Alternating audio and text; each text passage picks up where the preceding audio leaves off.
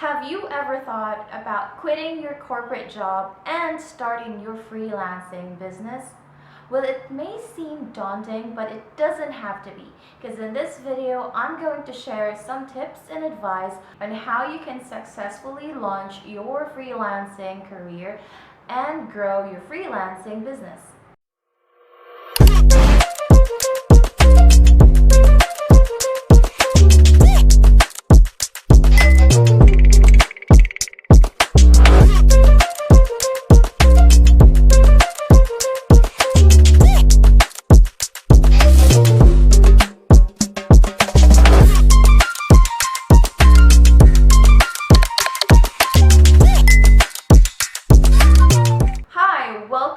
Welcome back to my channel. I'm Chris. I'm the founder of Digital Savvy VS, a marketing agency who works with food bloggers, and I'm also a published nonfiction author, and I'm also a podcast host at the same time, a food and coffee lover.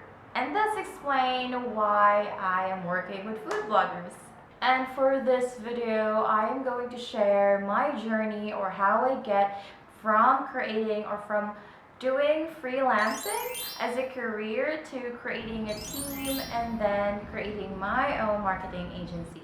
So I'm just going to share some of the experiences I have gained throughout the years, and maybe this could also help you as it helped me a lot. And I know it can be scary to start a freelancing business or to just jumpstart on any businesses at all or any new stuff.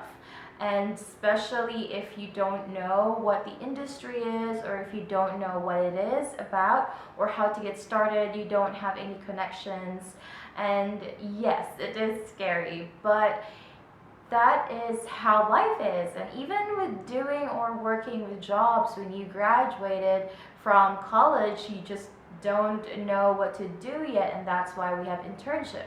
And you can also still do internship with freelancing, but in all the things that I have done, I found these things that I have done to be effective.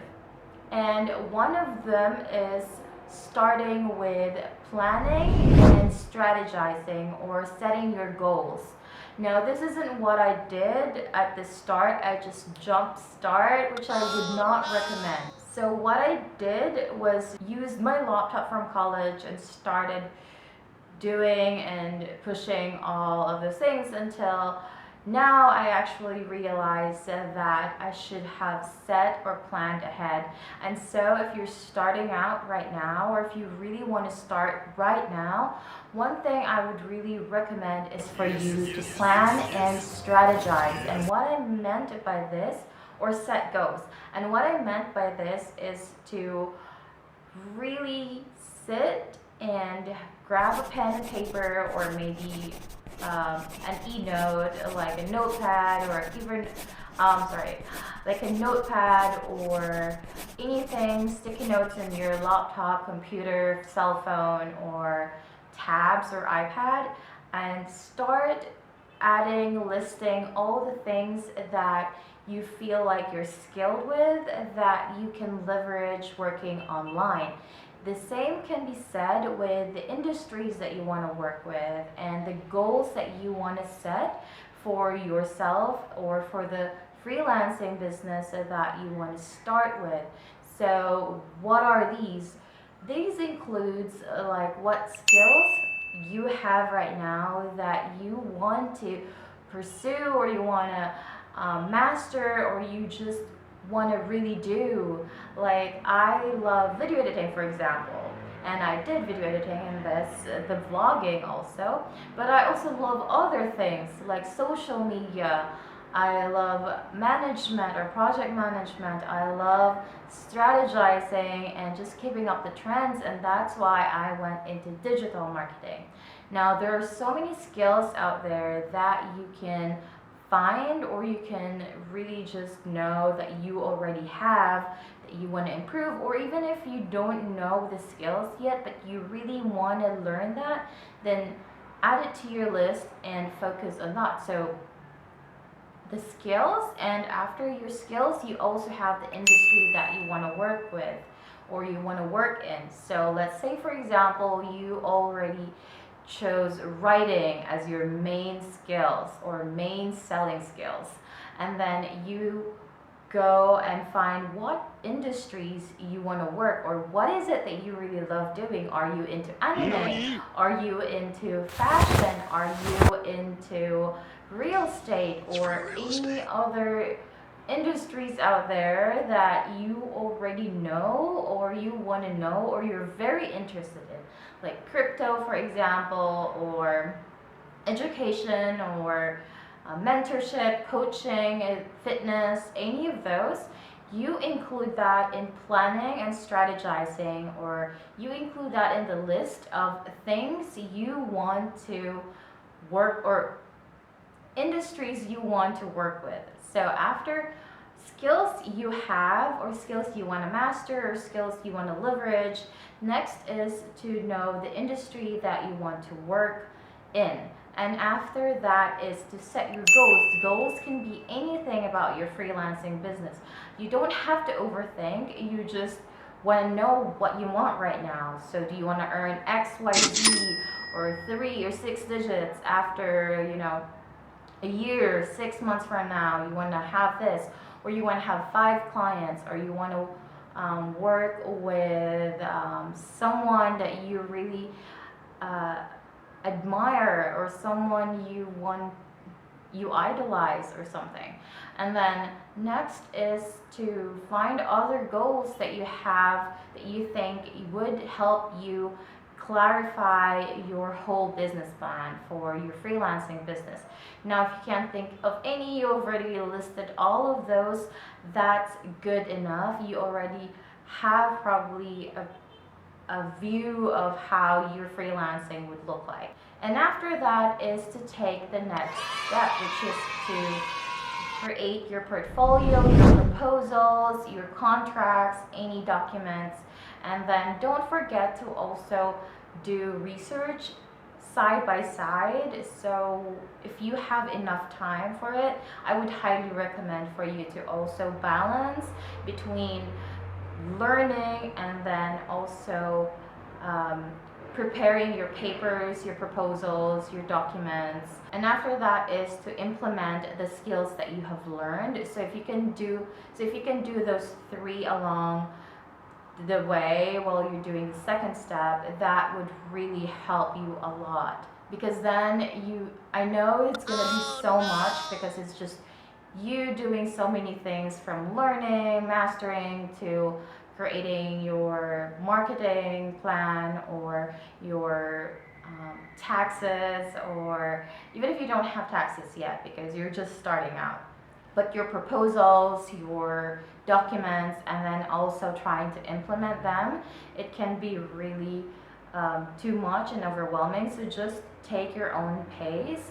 There's a lot of time in a day, but if you don't have it because right now you are working full time in the day, then that's totally fine. You can just balance or manage like an hour doing this, an hour doing that. So after you have taken the second step, which is preparing everything, or preparing, learning, and mastering, next is to put it into practice. So then you go find the clients, or find the people you want to work with, find the people in the industry you want to work with. So are they coaches?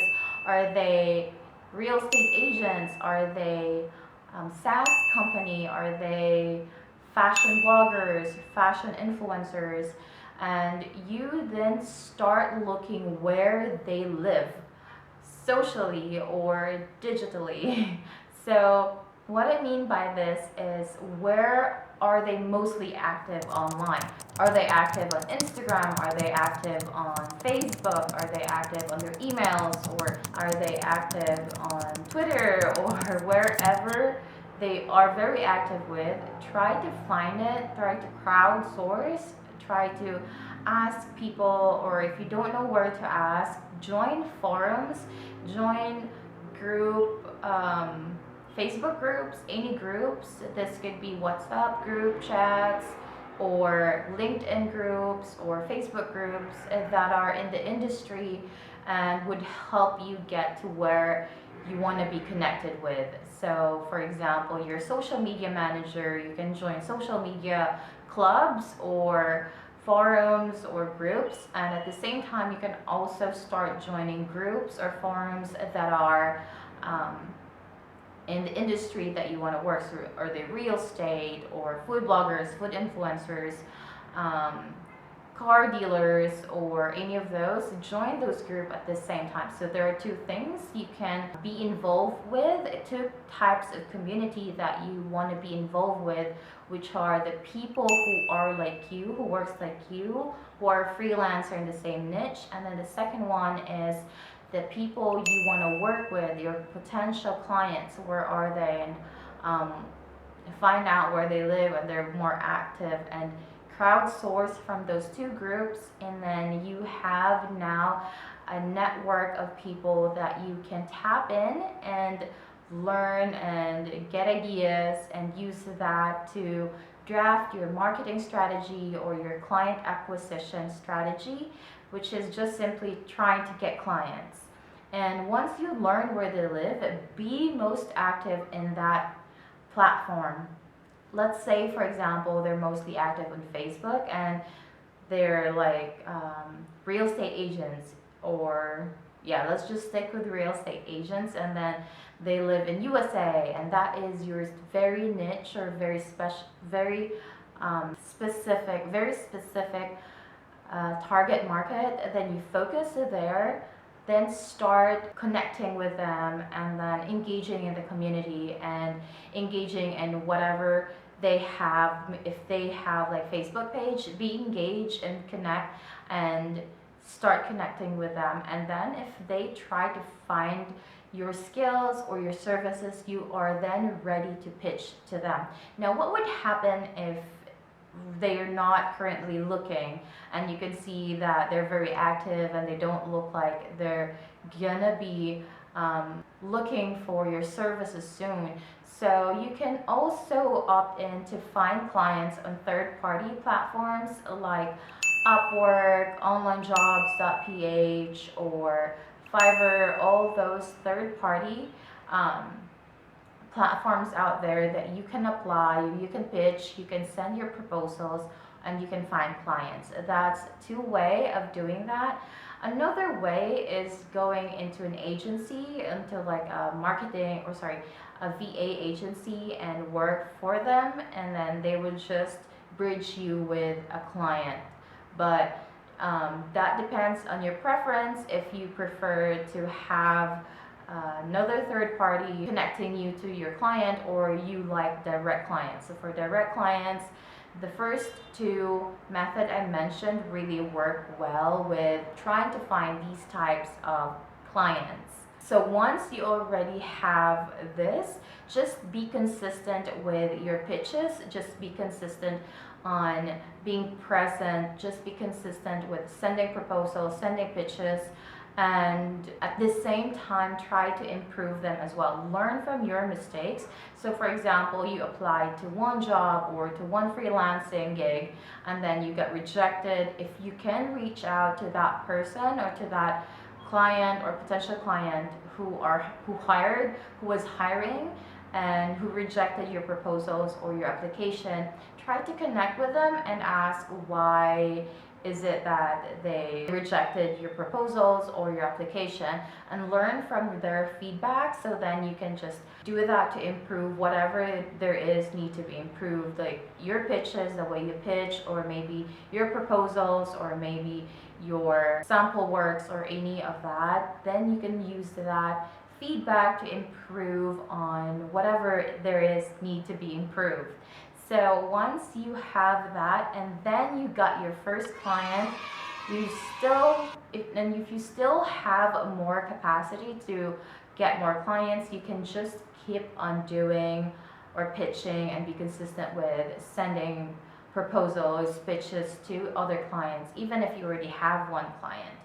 And another thing to note is to always remember not to commit, because then you don't know, you might fail your clients because you have too much work now, you have too many clients that you can handle, and there's too much workload. So just be careful in terms of that specific thing. So once you already have your second client, your third client, and now you can't hire or you can't accept more clients because you are overloaded, then you can still keep on improving on whatever part of your business needs to improve. So this could be your skills, and this could be your system, the way how you work with, and this could be the work itself. Like for example, the trends, if you're a social media manager and there's new trends on each of the platform that you're managing, just be updated on that, so then you can keep on upscaling and leveling your skills and your value to your clients. This could also lead to increase in rate, and this could also lead to potential work or promotions or bonuses that you might get in the future, as long as you just focus on improving the value that you offer to your clients. Then that would really get you somewhere good. And once you have that, if you want to really create like a business or grow it, like you don't want to just have a solopreneurship in this freelancing business, you want to create a team, you can start creating SOPs and delegate it to the new team members that you're going to be hiring for your business. And this only applies if you really want to grow it that way. But if you also want to grow it just for yourself, you just want to do it like solo, like a solopreneur style, then you can just focus on learning, upscaling, so then you can still pitch to your clients for a new increase in rates or some negotiation in the current existing contracts that you have agreed with.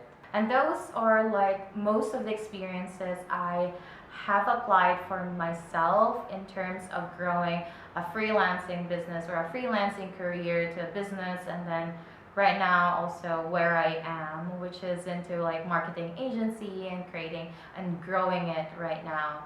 So again, don't stop learning, don't stop connecting with people just simply because you already have clients, you're satisfied. I would still highly suggest for you to connect on both industries or both communities, as I've said earlier, which are the people who work in the same field, and then the people who you want to work with. Those types of communities, it's really going to help you in the long run. And that is it for this video. I hope it would help you, and I hope you would learn a lot from this.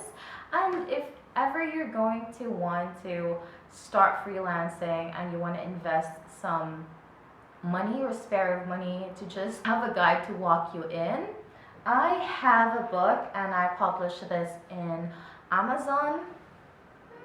So it is available on Amazon as a paperback or an ebook, and it is also available in Shopee if you are familiar with the app. It's mostly here in the Philippines or in some countries in Asia, and you can purchase it. And this cost for Philippines, this costs like 350 pesos, and it's around I don't know, $6.